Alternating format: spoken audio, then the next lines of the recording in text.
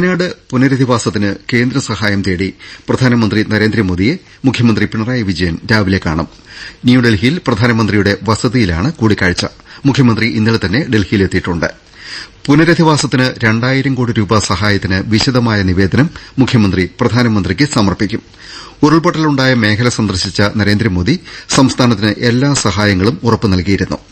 പുനരധിവാസത്തിനും നഷ്ടപരിഹാരത്തിനും ആവശ്യമായ നടപടികൾ തയ്യാറാക്കി വിശദ റിപ്പോർട്ട് നൽകാൻ കേന്ദ്രം കേരളത്തോട് ആവശ്യപ്പെടുകയും ചെയ്തു. വയനാട് ഉരുൾപൊട്ടൽ L3 വിഭാഗത്തിൽ ഉൾപ്പെടുത്തി സഹായം നൽകണമെന്നാണ് സംസ്ഥാനത്തിന്റെ പ്രധാന ആവശ്യം. Desk report.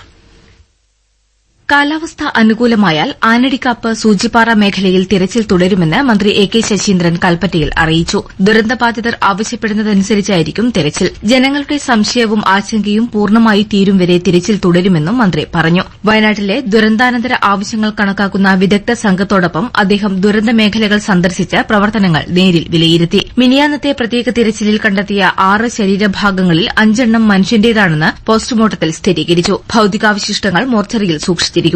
ചൂരൽമല മുണ്ടക്കൈ ഉരുൾപൊട്ടലിനെ തുടർന്ന് ദുരിതാശ്വാസ ക്യാമ്പായി പ്രവർത്തിച്ചിരുന്ന മേപ്പാടി ഹയർ സെക്കൻഡറി സ്കൂളിൽ ഇന്ന് അധ്യയനം ആരംഭിക്കും. ദുരിതാശ്വാസ ക്യാമ്പിൽ താമസിച്ചിരുന്ന കുടുംബങ്ങളെ മറ്റിടങ്ങളിലേക്ക് മാറ്റി താമസിപ്പിച്ച സാഹചര്യത്തിലാണ് സ്കൂൾ തുറക്കുന്നത്. വെള്ളാർമല ഹയർ സെക്കൻഡറിയിലെയും മുണ്ടക്കൈ GLP സ്കൂളിലെയും വിദ്യാർത്ഥികൾക്ക് മേപ്പാടി ഹയർ സെക്കൻഡറി സ്കൂളിലും മേപ്പാടി APJ ഹാളിലും സെപ്റ്റംബർ 2 പ്രവേശനോത്സവത്തോടെ ക്ലാസുകൾ തുടങ്ങും.